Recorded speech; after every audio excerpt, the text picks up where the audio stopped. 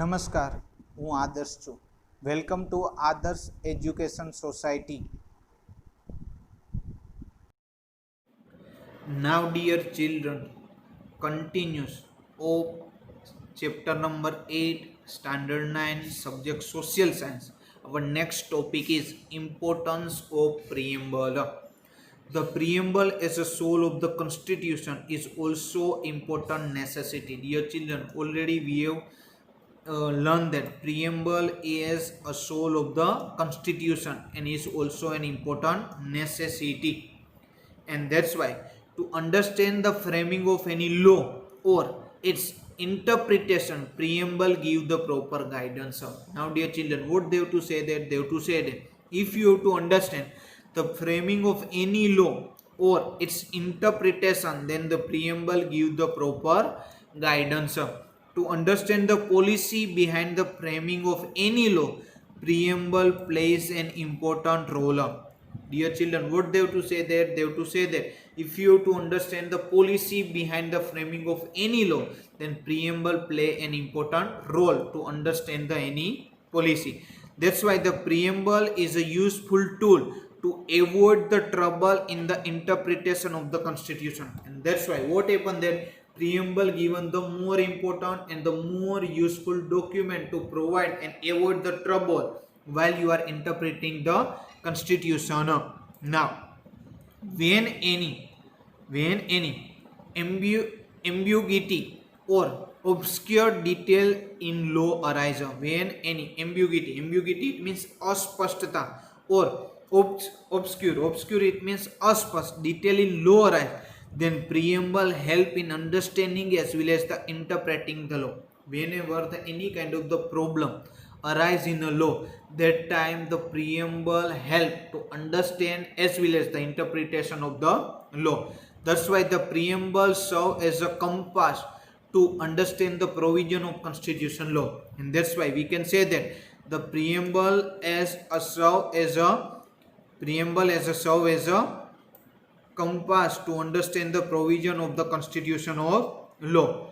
That's why the preamble is a nation unity, integrity, and the standard of the crust of the brotherhood among the citizens. And that's why we can say that preamble is a nation unity as well as the integrity, and it the stand for the crust of the brotherhood among the all the citizens who were having the noble sentiments and the ideal.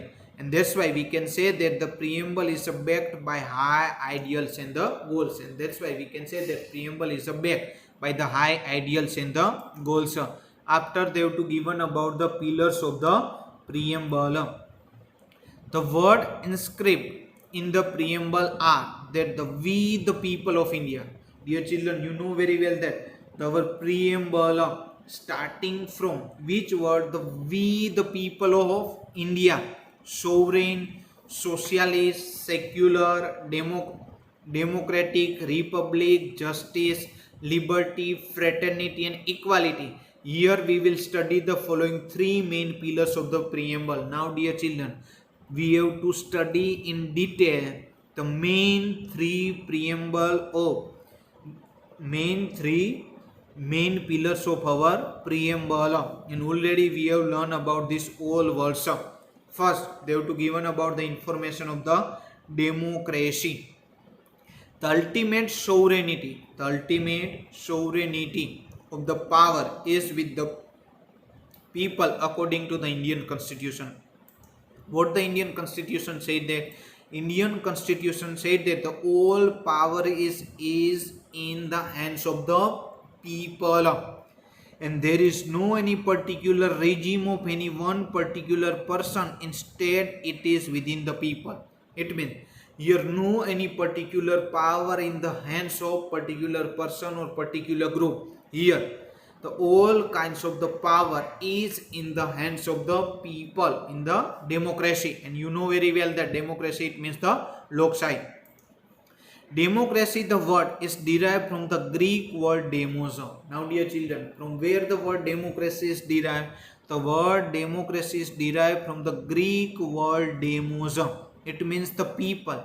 Demos means the people, and kratos means the power. That's why they have to say that the democracy word derived from the Greek word demos. Demos, it means the people, and the kratos means the power. It means the people have the power in the democracy.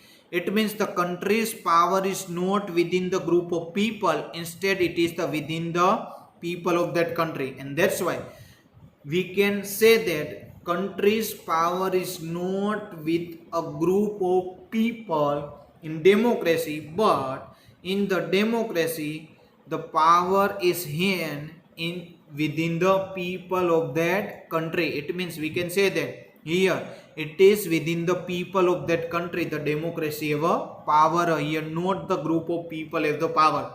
That's why democratic state administration is such an arrangement in which there is a equal justice for people to social, economical, political, and having the equal right to the participation.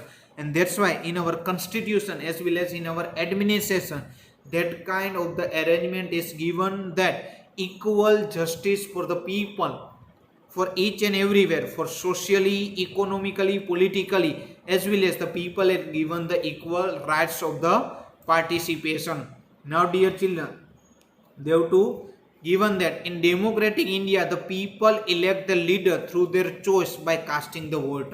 And dear children, you know very well that in democracy the election is necessary, and that's why we can say that we are living in democracy. That's why in democracy what happened, that India people elect their leader through their choice by casting their vote to represent those leader in the parliament, and then after assuming the post of prime minister and his or her cabinet. Executive do not have absolute power. Dear children, here executive is also do not have the absolute power. They are given the specific time limit. They all have given the specific time limit. Similarly, the voter elect the state and local level government, and that's why what happened, that the voter elect the state as well as the local level government. Hence, what was the meaning of democracy? We can say that democracy means by the people, for the people, and of the people. And this is the most important word and important statement. Democracy means by the people, for the people, and of the people. And cabinet consists the member of the parliament.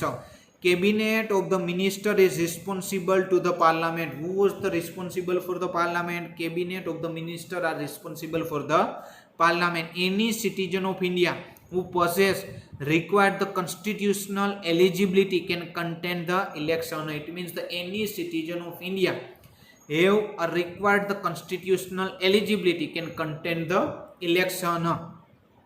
Ministerial position are not acquired the hereditary. Dear children, this is the most important thing. Here the ministerial position are not acquired the hereditary. It means here not these things are happen, that if any minister is there, then their son is also the minister. This is the not one kind of the hereditary system. Hereditary, it means the Vansanugata.